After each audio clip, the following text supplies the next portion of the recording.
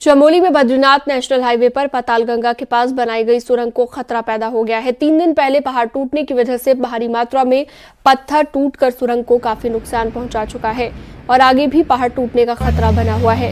इस जगह पर गाड़ियों को गुजरने में काफी दिक्कत हो रही है और अगर तेज बारिश होती है तो एक बार फिर से भूस्खलन भी हो सकता है। ऐसे में पातालगंगा के पास आवाजाही भी खतरनाक बनी हुई है। 2-3 दिन पहले ये मलबा आ रखा है और अभी तक आप लोग देख लीजिए, जितना ये एकदम छोटा जैसे चूहे का होल होता है ना, उस तरीके से इन लोगों ने यहाँ पे ये बिल टाइप का ओपन कर रखा है। तो अभी इसका ना तो सेफ्टी वॉल है ना कुछ है, ये ना मलबा ये साफ कर रखा है। अगर सडन इसको आगे से कुछ दिख भी नहीं रहा, हम लोग खुद गाड़ी चला रहे हैं तो आगे से कुछ दिख नहीं रहा है, इधर आते समय भी नहीं दिख रहा और उधर जाते समय भी नहीं दिख रहा। कितना खतरा बना हुआ? ये बहुत ज़्यादा खतरा है इसका। ये वाला जो पोर्शन है ना, ये हमारे गांव के सामने से है, बिल्कुल 100 मीटर। पिथौरागढ़ की धारचूला तहसील के कुलागाड़ में भारी बारिश होने से एक झील बन गई है। काली नदी के किनारे करीब 200 मीटर लंबी झील बन गई है। झील में पानी लगातार बढ़ रहा है। झील के बढ़ने से निचले इलाकों में खतरे की आशंका बनी हुई है। प्रशासन ने नदी के किनारे रहने वालों के लिए अलर्ट जारी किया है। बीते रोज कुलागाड़ क्षेत्र में भारी बारिश हुई थी, जिस कारण झील वजूद में आई है।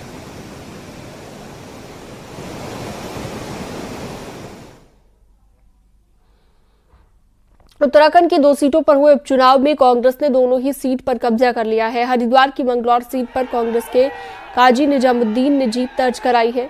मंगलौर सीट पर कांग्रेस ने 422 वोट से जीत दर्ज की। कांग्रेस प्रत्याशी काजी निजामुद्दीन ने बीजेपी के करतार सिंह भड़ाना को हराया। 2022 में चुनाव जीतने वाली बीएसपी इस सीट पर तीसरे नंबर पर रही, जबकि 2022 में भी मामूली अंतर से हारने वाले काजी निजामुद्दीन इस बार मामूली अंतर से चुनाव जीते हैं। चमोली की बद्रीनाथ सीट पर भी कांग्रेस ने धमाकेदार जीत हासिल की।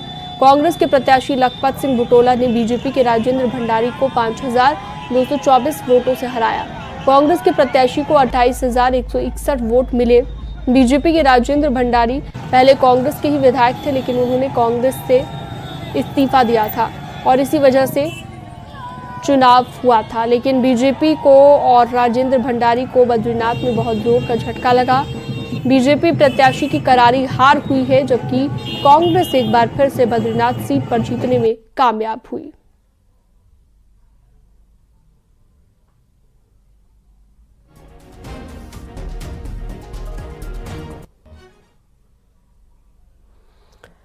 राम मंदिर बनाने के बावजूद अयोध्या के आसपास की 6 सीटों में बीजेपी हार गई। अभी बीजेपी हार की वजह भी नहीं समझ पाई तो बद्रीनाथ उपचुनाव में भी बीजेपी हार गई। इसलिए पूरे देश में बद्रीनाथ सीट के रिजल्ट की चर्चा है और अगला उपचुनाव केदारनाथ में होना है। देखिए,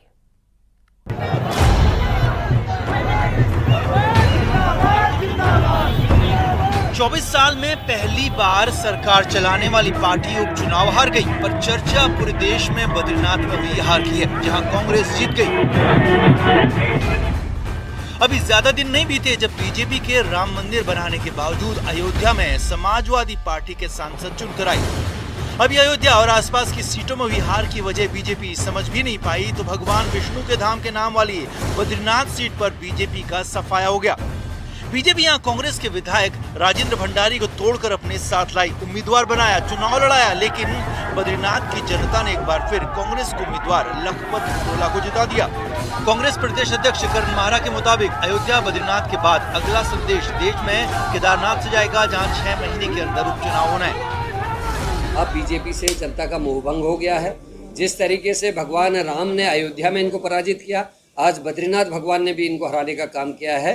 और क्योंकि इन्होंने सारे ऐसे काम किए जिसका बहुत बुरा असर पूरा पड़ा है। सनातन धर्म में जो बात शंकराचार्य जी ने कही उसकी अवमानना करना, बुद्धिजीवियों की बातों का अवमानना करना, उसके लिए इनको भगवान राम ने अयोध्या से पनिशमेंट दी। और आज बद्रीनाथ ने भी हराकर भारतीय जनता पार्टी को साबित कर दिया कि ये गलत रास्ते पे हैं। अब भगवान केदारनाथ की बारी है, क्योंकि केदारनाथ में 223 किलो की चोरी का इल्जाम लगातार लोग उठा रहे थे। उसके बावजूद भी बीजेपी की सरकार के पास उस पर जांच बैठाने तक का समय नहीं था। बीजेपी बद्रीनाथ सीट जीतकर हिंदुत्व का बड़ा संदेश देना चाहती थी और इसके लिए कांग्रेस से भागकर आए राजेंद्र भंडारी को टिकट भी दिया, लेकिन अयोध्या के बाद बद्रीनाथ में भी बात बिगड़ गई। बद्रीनाथ उपचुनाव में दिन रात जुटे कांग्रेस नेता गणेश गोदियाल का कहना है कि बद्रीनाथ से संदेश गया है कि भगोड़ों को टिकट देकर विधायक बनाने वाली राजनीति नहीं चलने वाली। तो क्या बीजेपी का हिंदू हिंदू कहकर चुनाव जीतने का फॉर्मूला फेल हो चुका है? वास्तविक रूप में यह चुनाव विकास का नहीं बल्कि ये चुनाव संकेत और संदेश और सुचिता का चुनाव होना चाहिए। मैंने ये अपील की थी और लोगों ने इस बात को माना। मैं धन्यवाद देना चाहूँगा। उत्तराखंड की राजनीति जिस प्रकार से नेताओं के चुंगल में फंसते हुए आम लोगों को ठगने की राजनीति हो गई है, बद्रीनाथ से मतदाताओं ने संदेश दिया है कि हम इस प्रकार की राजनीति को पसंद नहीं करते। पीरान क्लियर से लगा हुआ मंगलौर जहां मुस्लिम है और बद्रीनाथ जहां हिंदू है, जब बद्रीश भगवान का मंदिर है। आप हिंदुओं के भी नहीं हो पा रही बीजेपी, ना मुसलमानों की। ऐसा नहीं है। अभी लोकसभा चुनाव में हमको 8000 वोट वहां प्राप्त हुए, इसलिए इस प्रकार का समीक्षा करना कोई बहुत नहीं रहता। मैंने कहा कि जिस प्रकार सारे दलों ने मिलकर और एक रणनीति के तहत इस प्रकार की स्थिति बनाई, उसमें कहीं ना कहीं हमारी चूक रही है और भविष्य को ठीक करेंगे। साफ है कि भगवान राम की नगरी के बाद जो संदेश वोटर ने दिया है वो पूरे देश में गया और देश में इस संदेश ने कहीं ना कहीं बीजेपी की चिंता जरूर बढ़ा दी है। और अब अगला उपचुनाव केदारनाथ सीट पर होना है, जिसकी पहचान पूरी दुनिया में है। चमोली से नितिन सेमवाल के साथ दीपांकर भट्ट, न्यूज़ 18 देहरादून।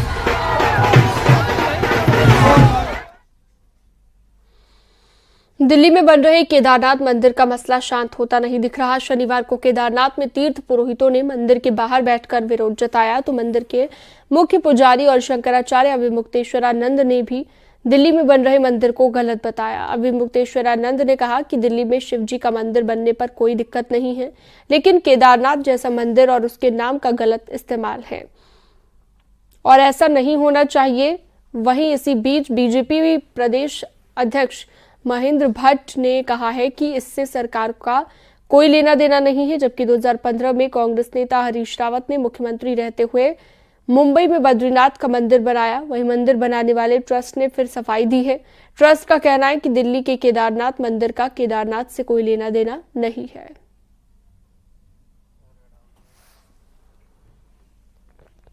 केदारनाथ धाम से एक वीडियो सामने आया है जो कि वायरल हो रहा है। यहाँ पर दो साधु आपस में लड़ रहे हैं, एक दूसरे के बाल खींचकर मारपीट हो रही है। बताया जा रहा है कि किसी बात को लेकर दोनों के बीच विवाद हुआ। भीमशिला के पीछे का ये वीडियो, हालांकि बाद में मामले को शांत करा लिया गया।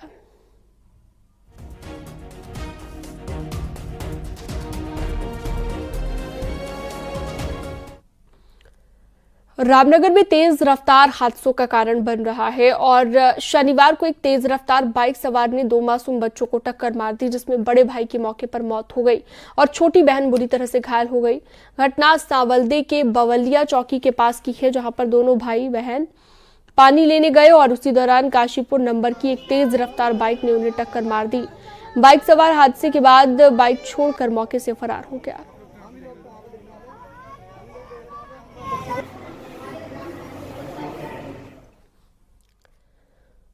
हल्द्वानी में सड़कों के हालात बेहद खराब हैं। बरसात के बीच ये गड्ढे यहाँ की तकरीबन हर छोटी बड़ी सड़क पर देखने को मिल जाएंगे।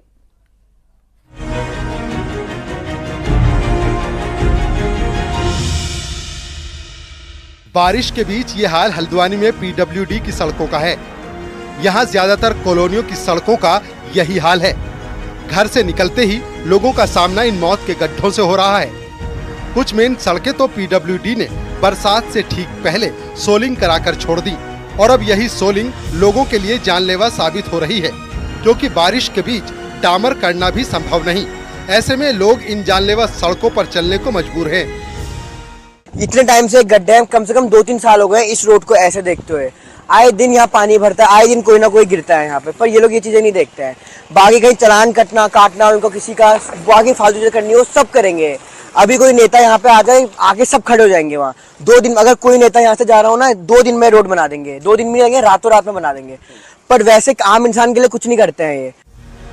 हालांकि सब झटकों, गड्ढों और हिचकोलों के बीच कुमाऊं कमिश्नर का दावा है कि पीडब्ल्यूडी को सड़कों को लेकर डायरेक्शन दे रखे हैं जो बेहद क्लियर हैं। फुल टाइम डामरीकरण तो एडवाइजेबल खैर बरसात में नहीं होता है और उसमें लॉस भी होता है इन्वेस्टमेंट का, लेकिन पॉट होल्स का काम, क्रैश बैरियर्स का काम, मलबा हटाने का काम, ये रुकना नहीं चाहिए, ये तत्काल होता रहे। और कहीं पे अगर इस मामले में धन के आवंटन में इनको इशू आ रहा है तो सीधे बात मुझसे भी करें।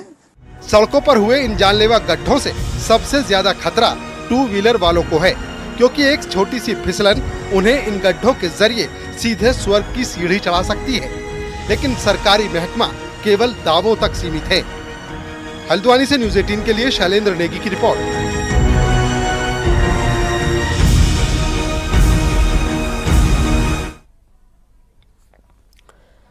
हरिद्वार में 22 जुलाई से कांवड़ मेला शुरू होगा। वहीं कांवड़ मेले की तैयारियां तेज हो गई हैं। कांवड़ियों को कोई दिक्कत ना हो, इस पर पूरा फोकस है। वहीं कांवड़ पटरी से जल्द की अतिक्रमण हटाया जाएगा। कांवड़ पटरी से शिव भक्त जाते हैं, ऐसे में वहां से अब अतिक्रमण हटाया जाना है।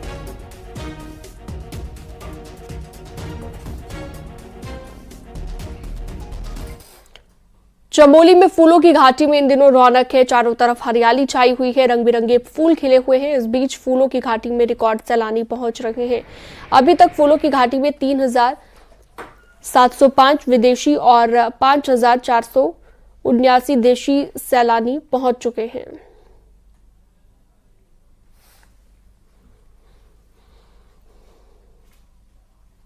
बद्रीनाथ धाम के मुख्य पुजारी रावल ईश्वर प्रसाद नबुंदरी ने अपना इस्तीफा दे दिया है। अब भगवान बद्र विशाल की पूजा नए रावल अमरनाथ नबुंदरी करेंगे। 16 साल तक भगवान बद्र विशाल की पूजा करते विदाई के दौरान रावल ईश्वर प्रसाद के नबुंदरी भावुक हो गए। उन्होंने कहा कि सनातन धर्म की सेवा करने का उन्हें मौका मिला और उन्होंने भगवान बद्र विशाल की पूजा तन मन से की।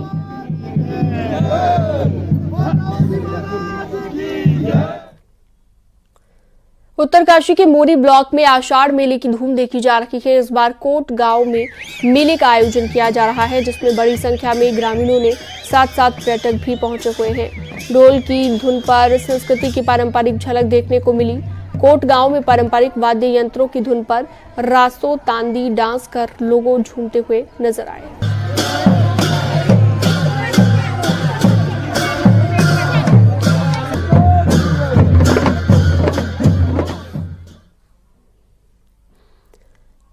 आर्थिक रूप से कमजोर बच्चों को भी अच्छे स्कूलों में पढ़ने का मौका मिले, इसके लिए शिक्षा के अधिकार के तहत निजी स्कूलों में 25% सीट रिजर्व की गई।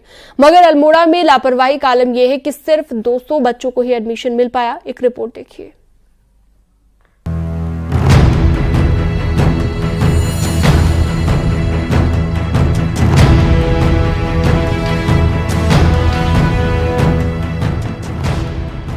निजी स्कूलों में 25% सीटें निःशुल्क गरीबों के लिए आरक्षित की गई हैं।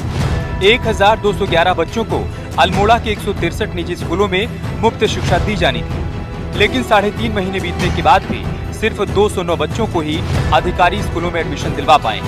करीब 1000 से अधिक सीटें अभी भी खाली।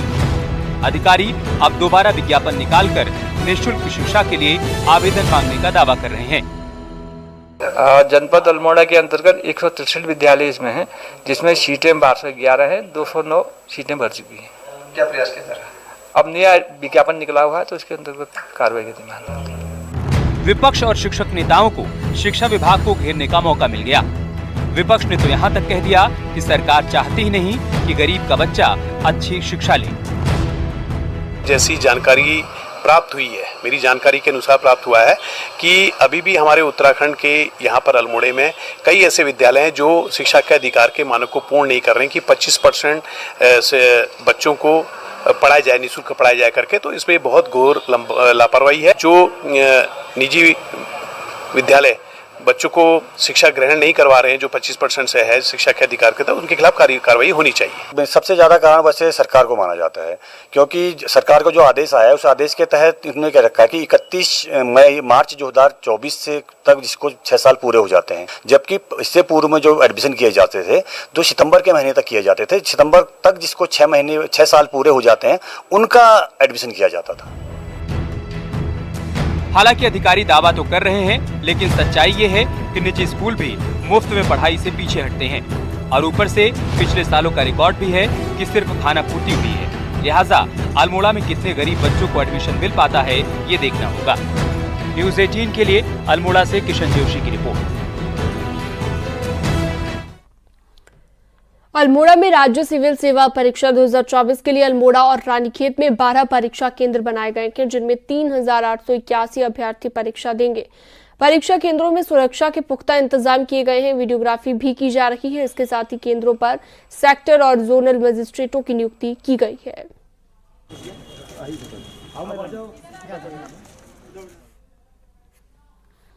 विकासनगर सहित पूरा पचवादून धीरे धीरे नशे का हब बनता जा रहा है। एक खास रिपोर्ट आपको दिखाते हैं।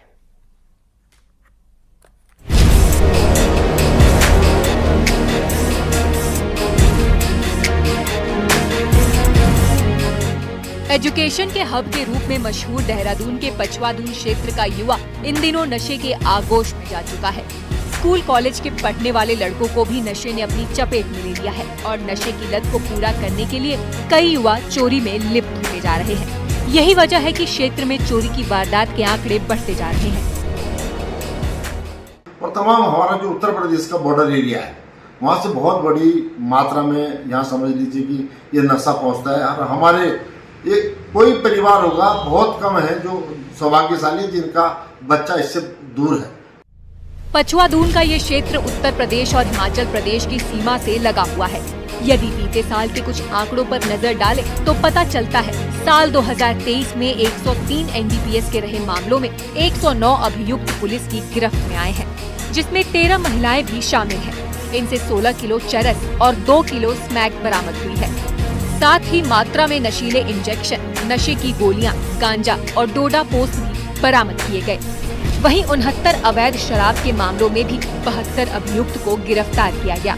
वहीं 2024 में अभी तक कुल 31 मामले एनडीपीएस में सामने आए, जिसमें एक महिला समेत 34 अभियुक्तों को जेल भेजा गया।